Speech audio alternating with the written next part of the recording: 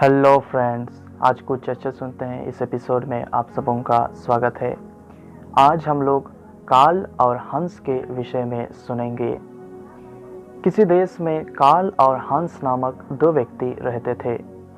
काल बहुत ही धनी इंसान था, जबकि हंस एक मध्य भाग के परिवार से आता था। काल के पास बहुत धन संपत्ति होने के बावजूद भी वो दूसरों को मदद नहीं करता था, दूसरों को आर्थिक सहायता नहीं देता था। जो भी उसे मांगने आता था उसे सहायता नहीं देता था।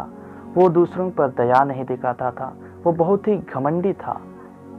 लेकिन दूसरी ओर हंस एक दयालु इंसान था।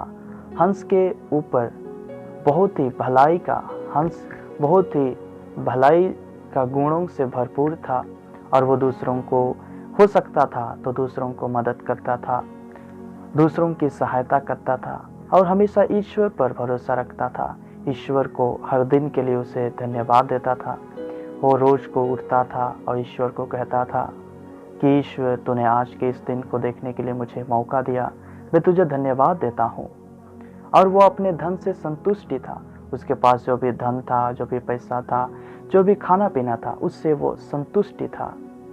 लेकिन दूसरी ओर काल के पास इतना धन संपत्ति, खाने पीने का कमी ना होने के बावजूद भी उसके मन में संतुष्टि नहीं थी, उसके अंदर संतृप्ति नहीं थी। तो इसी तरह ये दोनों का जीवनचर्या चल रहा था। एक बार की बात है, जब काल हंस के घर से गुजर रहा था तो हंस काल से कहता है कि भाई काल, आज रात को मैंने एक स्वप्न देखा। ईश्वर मेरे स्वप्न में आए थे और उसने मुझसे कहा कि इस देश का जो सबसे धनी इंसान है, आज रात को उसे उसके घर में ही बहुत बड़ा खजाना मिलने वाला है। लेकिन मैं इस स्वप्न के अर्थ को समझ नहीं पाया कि इसका अर्थ क्या है। तो काल कहता है कि अरे भाई हंस, ये स्वप्न उपने के चक्कर में मत पड़ो। ये स्वप्न सब बेकार होते हैं। कभी किसी के सपना सच हुए हैं? स्वप्न के चक्कर में मत पड़े रहो। ये कहकर काल वहां से चले जाता है।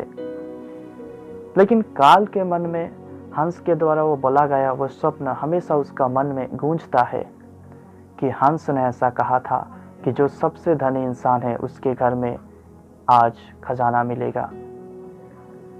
और उस देश का सबसे धनी इंसान काल ही था।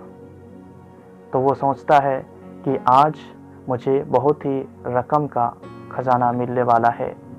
और वो अपने दोस्तों को, अपने नौकर चाकरों को बुलाता है और रात को वो खजाना अपने घर में खुजवाता है सबको।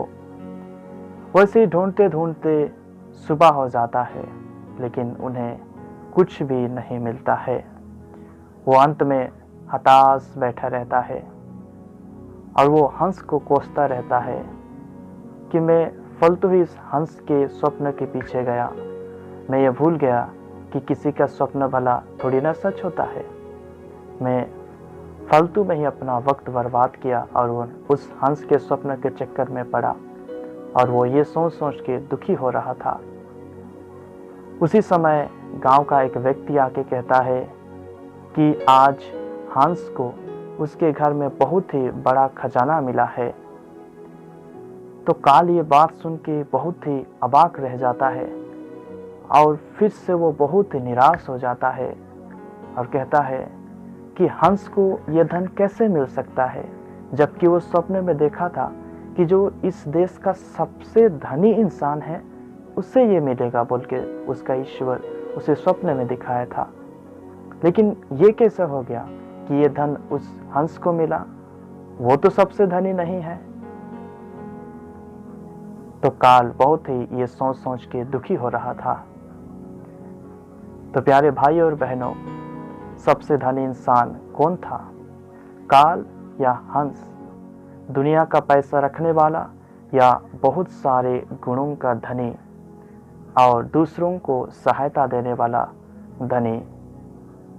तो प्यारे भाई और बहनों, ईश्वर की दृष्टि में धनी वही है जो हर प्रकार के अच्छाई के गुणों से भरपूर है और जो हमेशा ईश्वर को धन्यवाद देता है, जो हमेशा ईश्वर को अपने सब कार्य के लिए ईश्वर को धन्यवाद देता है, और जो अपने धन से हमेशा संतुष्ट रहता है, धन की मोह नहीं रखता है, मगर धन से वो अपना जो धन है, अपना जो खाना पीना है, उससे वो संतुष्टि रहता था, और दूसरों को भलाई जो करता है वही ईश्वर की दृष्टि में धनी है।